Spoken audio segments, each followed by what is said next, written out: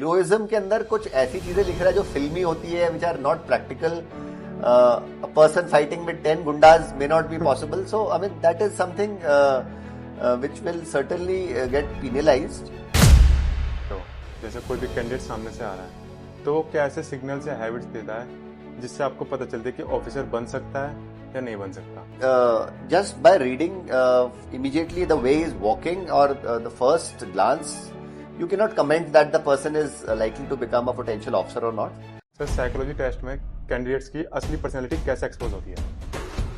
The way the candidate responds, किस तरीके से वो अपने कैंडिडेट अपने जो उसके रिएक्शंस हैं, उसके जो स्टोरीज लिखने का तरीका है, किस तरीके से वो अपने आप को प्रोजेक्ट कर रहा है. Because see it's a projective technique. How you project yourself, how honestly you project yourself, how sincerely you project yourself, it depends on that. Sir जैसे आईओ, जीटीओ, साइकोलॉजिस्ट के ओपिनियंस कभी कभार अलग भी होते होंगे, तो उस केस में आप लोग कैसे डील करते हो? बहुत ज्यादा ड्रास्टिक डिविएशन तो नहीं होता, but at times difference of opinion is there. The reason behind it is that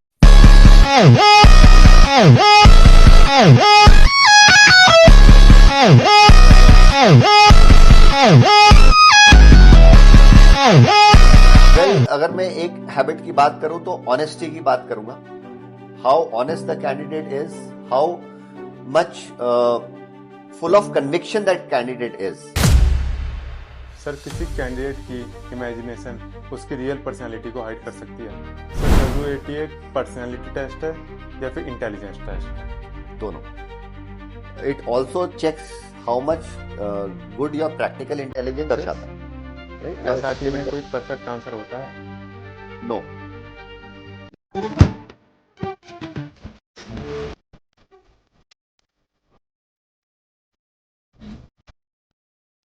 Any other interview, this is also something that you need to prepare yourself well. Don't go there unprepared. Don't take it very lightly.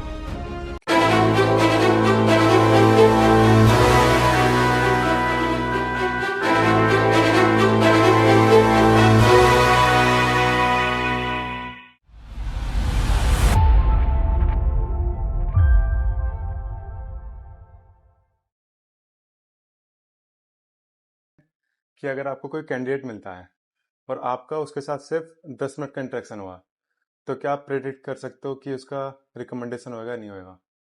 See, at a general level, one can say that yes, we can have a broad idea about the candidate. But considering if I go exactly as per the psych technique, then that is not the correct approach. For the psych technique, I will have to go through the dossier, उसकी पूरा test को, अपने जो tools हैं हमारे को जो मिलते हैं उसको यूज करके, उसके पर्सनालिटी को फिर उसके थ्रू इवेल्युएट करके, only then we can come to a conclusion. However on a broader level, in the general level, yes, one can say that.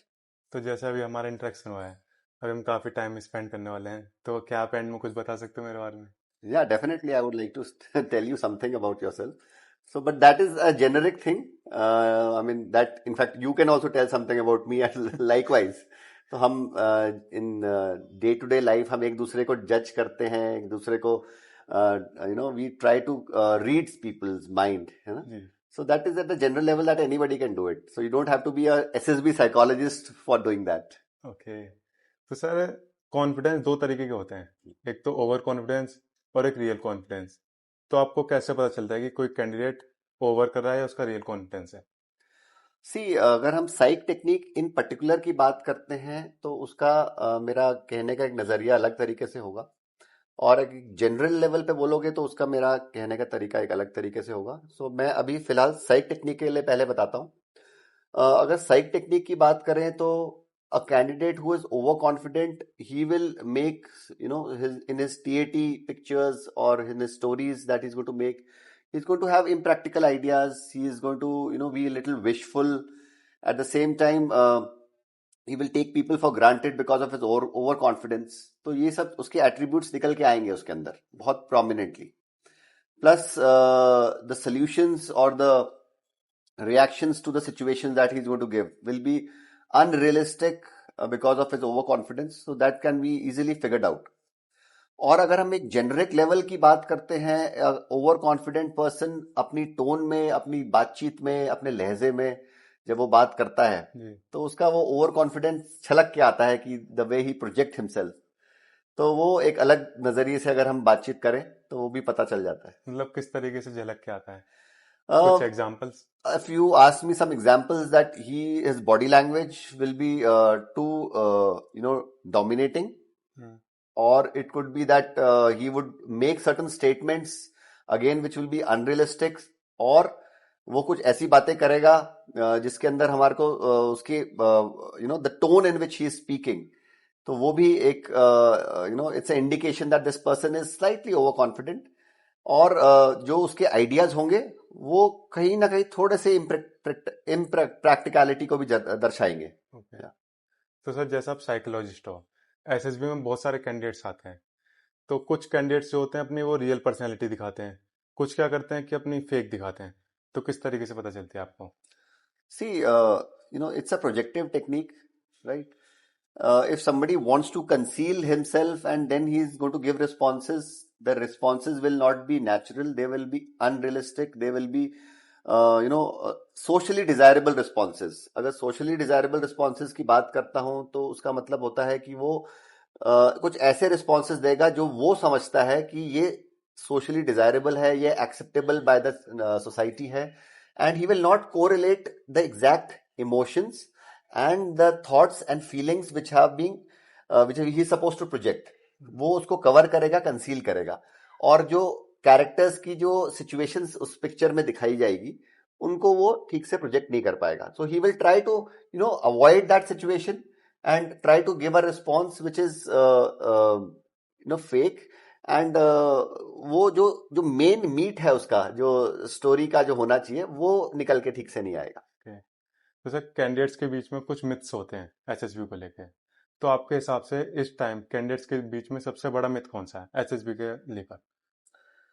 Well, there are many myths that the candidates feel, but on a generic level, I would say the candidates, they feel that वो कुछ ऐसे responses लिखने की कोशिश करें जिससे कि उनकी personality ज़्यादा enhance होके आए.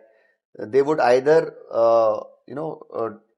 conceal their true personality, या तो वो इस तरीके से करने की कोशिश करते हैं जिससे उनको लगता है कि अगर ये ऐसा करेंगे तो असेसर हमारे से इम्प्रेस हो जाएगा. So then the biggest myth that the candidate today has got is that SSB system is not fair. In fact, I had reading a couple of comments in one of my videos that I had posted recently. They have got a feeling that the SSB selection is not fair. They feel that the system favors nepotism also at times. ये भी कई candidates में निकल के आता है. So I would like to clarify through this medium कि it is not like that. SSB is a very fair system जहां पर हर कैंडिडेट को एक फेयर चांस मिलता है अपने आप को प्रोजेक्ट करने के लिए. और कैंडिडेट अगर समझदार है, अगर उसने मेहनत करी है, if he has improved his personality and his graph is on the rise, there is no doubt that why the SSB will reject him. SSB उसको पक्का सिलेक्ट करेगा और उसको पूरा एक चांस मिलेगा.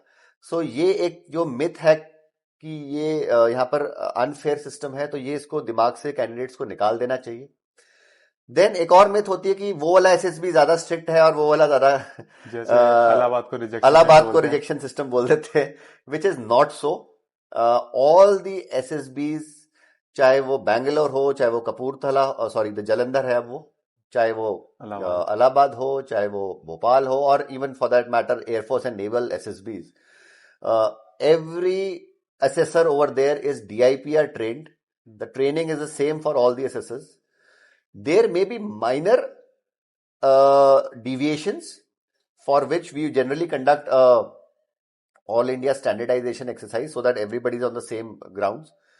But let me tell you that all the assessors are DIPR trained and सबका selection system और देखने का नजरिया एक होता है. ऐसा कोई नहीं होता कि ये ज्यादा स्ट्रिक्ट है, वो ज्यादा वो है. It can be just a matter of fluke कि वहां पर कुछ कैंडिडेट्स ऐसे आ गए उस पर्टिकुलर एसएसबी में जो जहां पर वो रिजेक्ट हो गए, तो उनको लगा कि यहाँ सारे रिजेक्ट हो जाते हैं. So it is not like that. All SSBs are the same, and ये मिथ दिमाग से बिल्कुल निकाल देनी चाहिए. सर जैसे आप कैंडिडेट से मिलते हो, जैसे कोई भी कैंडिडेट सामने से आ रहा है, तो वो क्या ऐसे सिग्नल्स या हैबिट्स देता है जिससे आपको पता चलता है कि ऑफिसर बन सकता है या नहीं बन सकता? See, just by reading immediately the way he's walking or the first glance, you cannot comment that the person is likely to become a potential officer or not. It would not be correct on part of either of the assessor.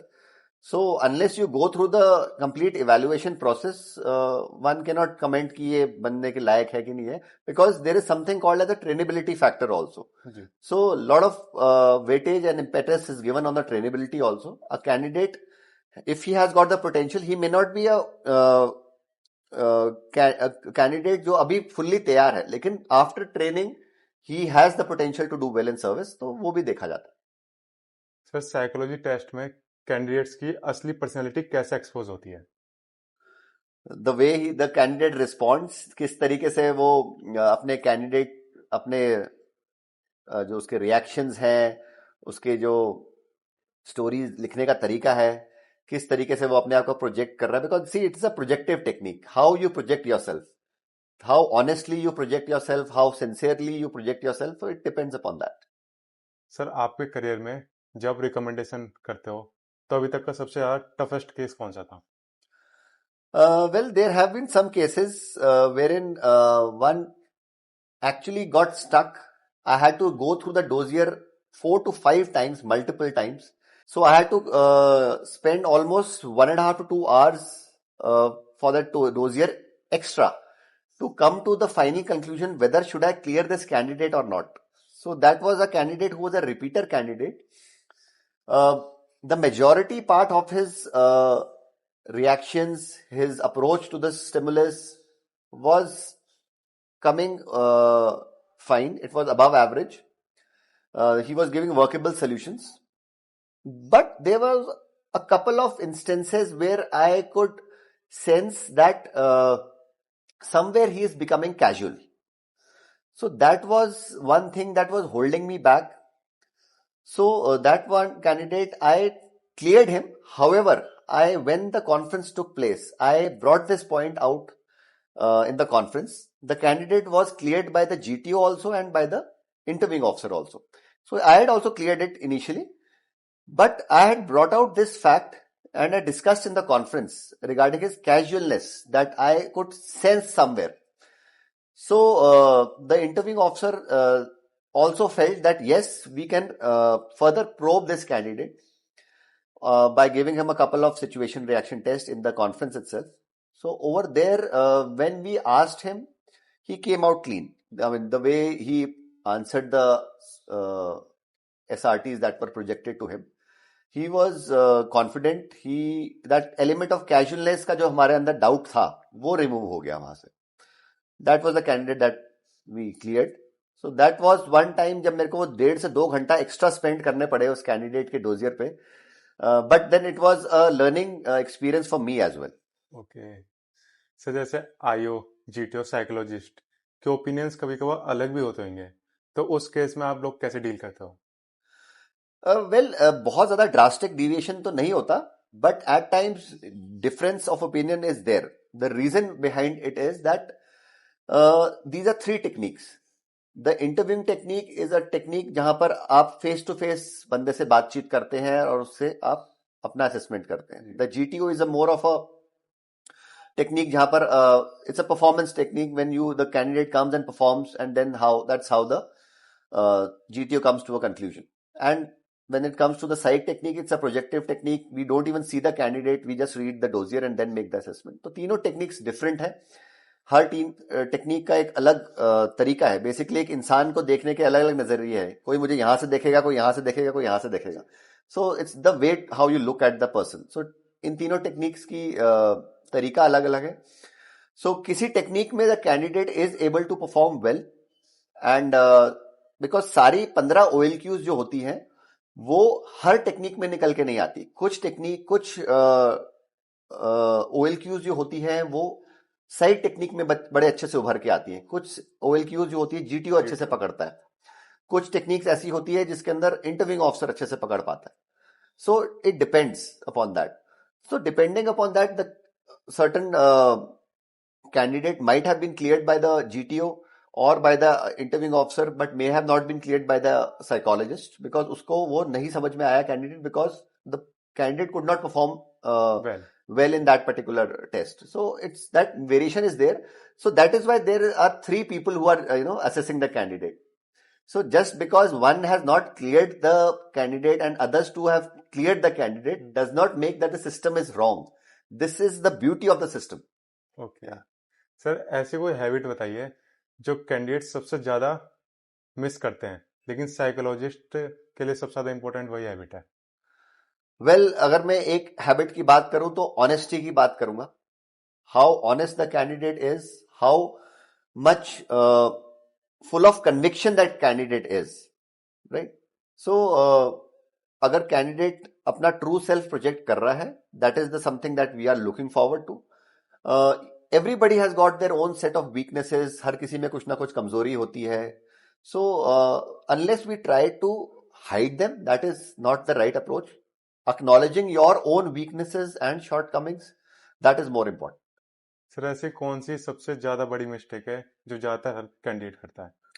जैसे मैंने पहले बताया, अपना true self ना reveal करना, अपने आप को कंसील करके रखना, एक मास्क पहन के रखना और अपने फेक आप इमेज को दिखाना। एक फेक इमेज दिखाना. यस सर, दो टर्म्स होती हैं, ओवर कॉन्फिडेंस और एक नर्वसनेस। दोनों में से ज्यादा क्या डेंजरस है?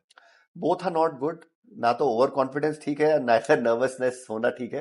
बिकॉज अगर लड़ाई के मैदान की हम बात करेंगे तो वहां पर ना तो डरा हुआ बंदा चलेगा, ना ही ओवर कॉन्फिडेंट करे चलेगा. बिकॉज ओवर कॉन्फिडेंट होगा, गलत डिसीजंस लेगा and that will be that's going to jeopardise everybody's life.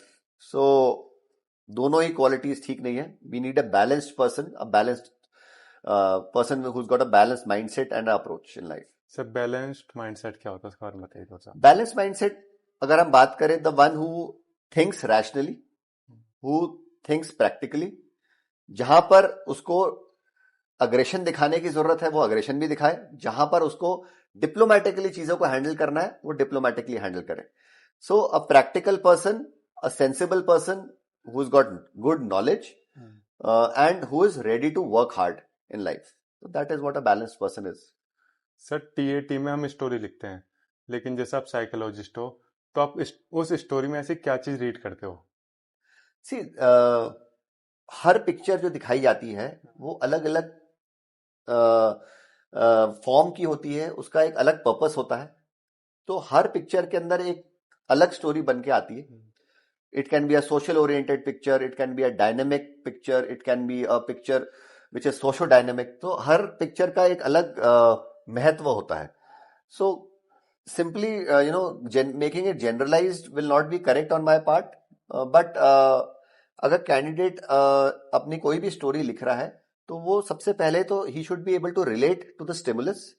जो पिक्चर दिखाई गई है उसके साथ रिलेट कर पाए, उसके अंदर जो कैरेक्टर्स का जो मूड है, जो उनके एक्शंस हैं, जो पूरा ओवरऑल होलिस्टिक इन्वायरमेंट है उस सिचुएशन का, उसको ऑब्जर्व करे, वहां पर क्या रिसोर्सेज दिए हुए हैं उनको देखे and then form a practical story which matches with the story, the picture that has been shown.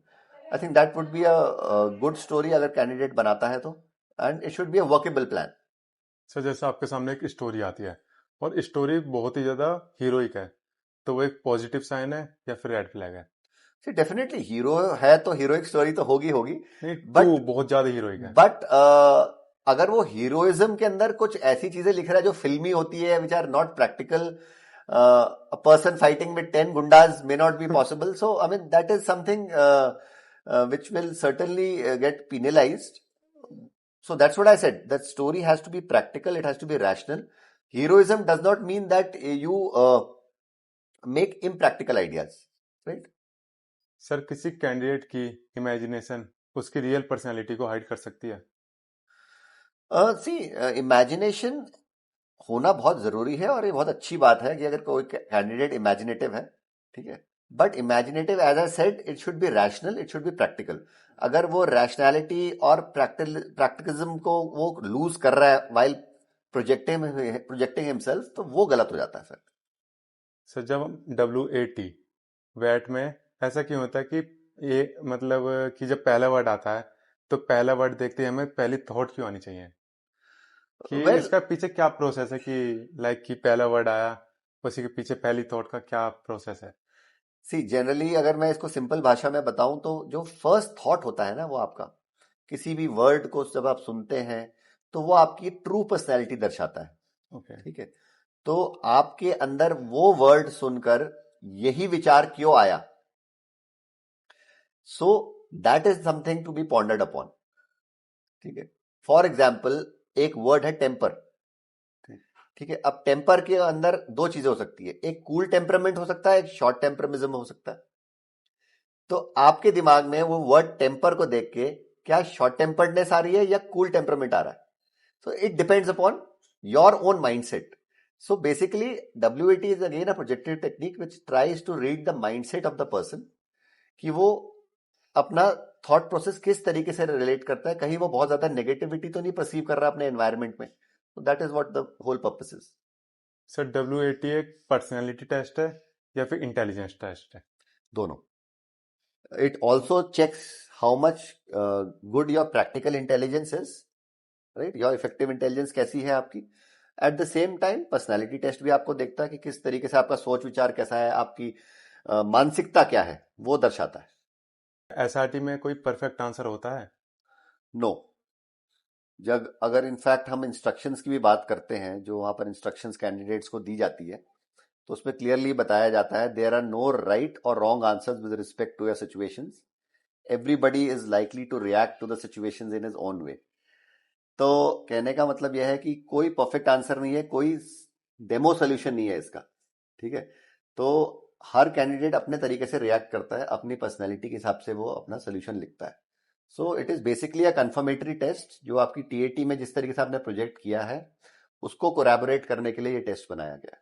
Sir self description में कैंडिडेट अपने बारे में लिखता है, लेकिन एज ए साइकोलॉजिस्ट आप उसके बारे में और क्या जान जाते हो? See self description is basically a confirmatory test again, basically to see कि कैंडिडेट अपने बारे में कितना जानता है through the perspective of his parents, teachers, उसके कोलीग्स या फिर फ्रेंड्स के नजरिए में, और अपने बारे में वो क्या सोचता है, what is his own thought process about himself.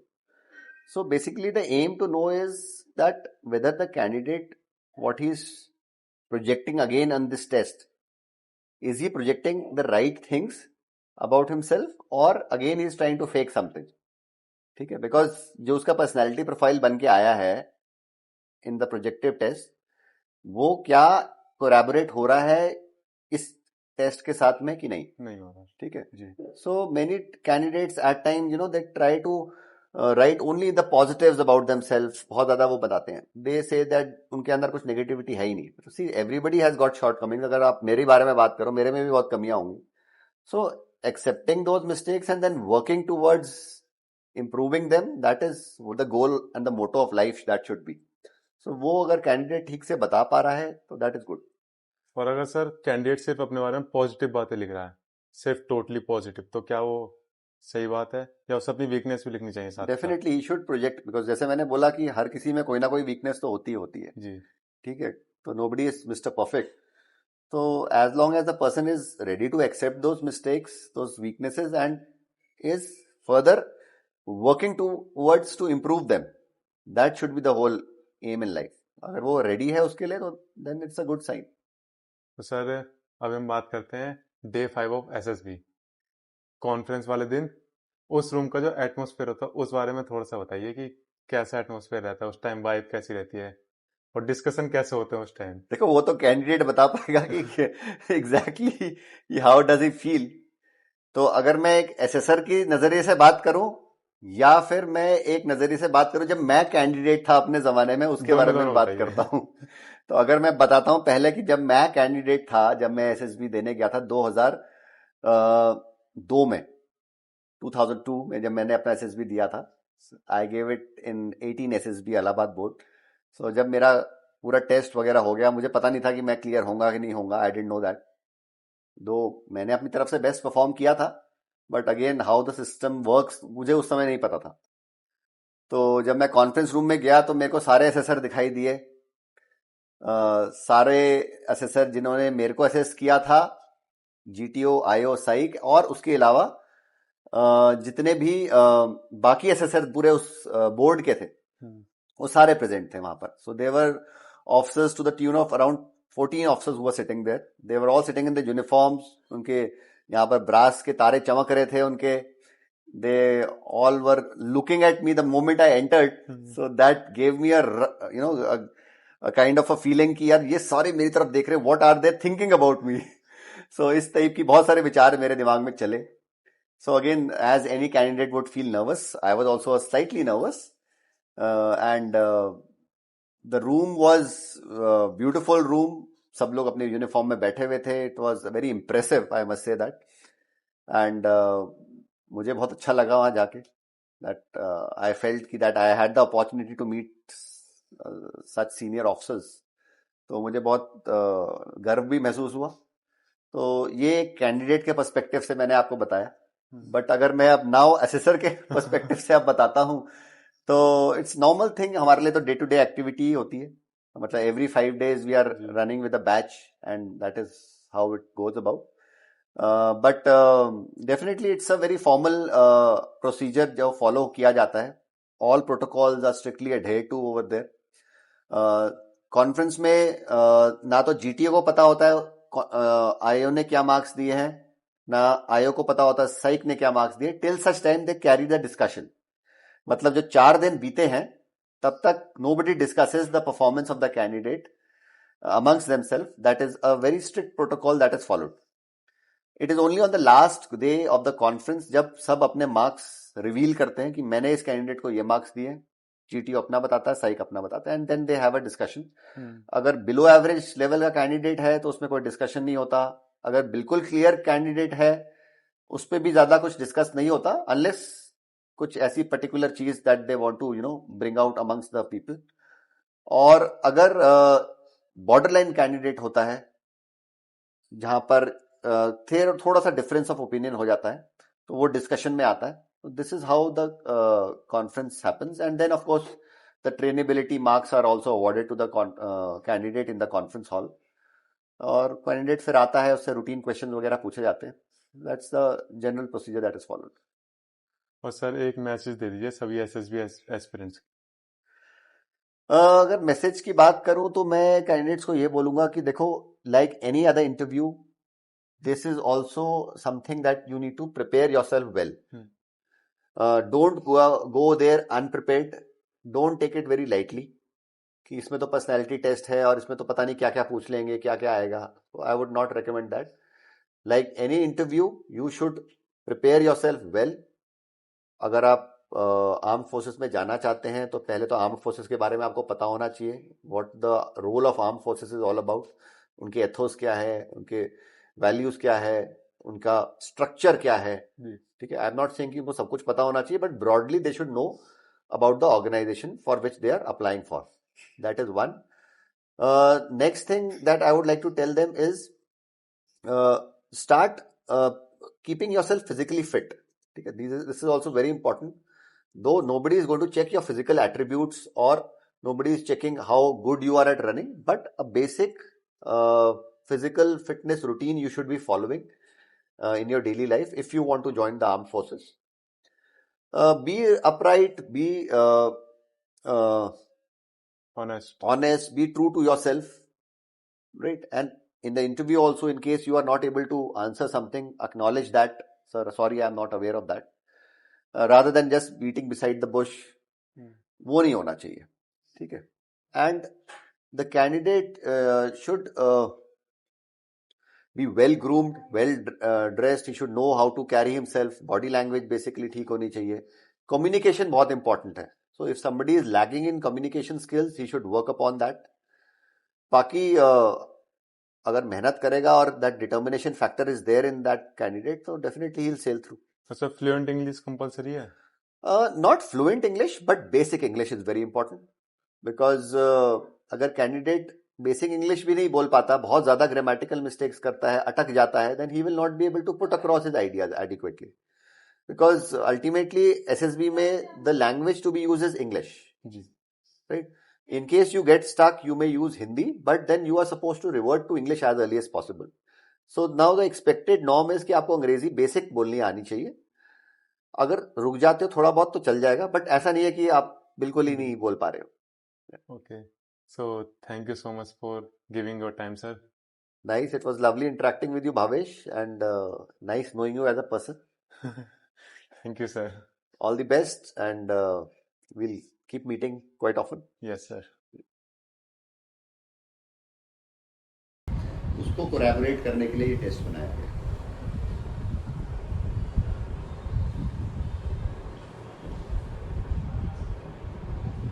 बड़ा माइंड सही से काम नहीं कर रहा, पता नहीं क्या हो रहा है। कोई बात नहीं, रिलैक्स आराम से। सही बोल रही थी मम्मी जी, सो जा सो जा।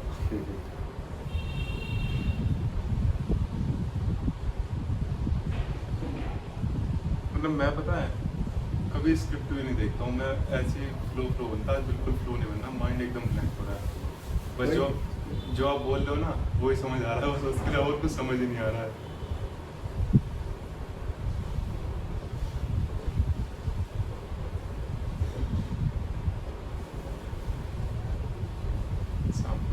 शाम को कैसे करूँगा? शाम को फिर है तो जाके रिलैक्स कर लेना। कहाँ पर है? यहीं पर, ये देहरादून में। किसका? असिस्टेंट कमांडर शिखर सर। शिखर कौन है? मैं आपको आईडी दिखाता हूँ। इनका एकेडमी तो नहीं चलता? अकेडमी। हाँ एकेडमी है ना। कैडेट्स क्या है? नाम याद है, सिलेक्शन। हाँ मिला हूँ शिखर से। हाँ, उनके जो वो है ना मैनेजर, वो बता रही, वो जानते हैं। हाँ उनका नाम है, लेडी है? नहीं उनका नाम तो दिया है, तो मैंने बताया था ना सर उनको, हाँ तो बोल रहे थे कि हाँ मैं सर को जानता हूँ, मेरी बात हुई थी परसों कल। सर के उनके साथ तो मेरा कम से कम 7-8 बार शूट हुआ डन, वो कैंसिल हो गया हर बार, लास्ट मोमेंट पे कैंसिल हो गया। टिकट बुक हो गई, सब मैं आने को तैयार बैठा हूँ, लास्ट में कैंसिल। एक बार एक्सीडेंट हो गया, फिर एक बार मैं जा रही गुजर गया। तो बस विश्वास रहेगा, भावेश कंफर्म करके बताओ आओगे नहीं आओगे।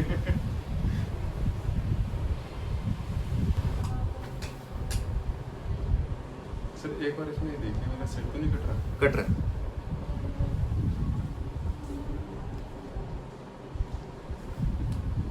आप ठीक हो?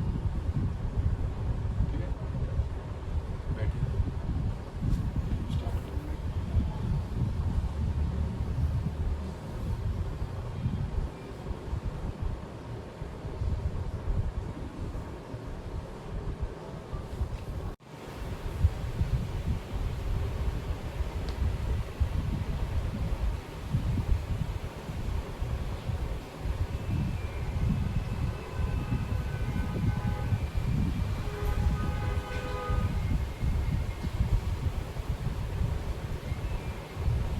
रिस्पेक्ट पड़ी। एक सर बस 5 मिनट्स।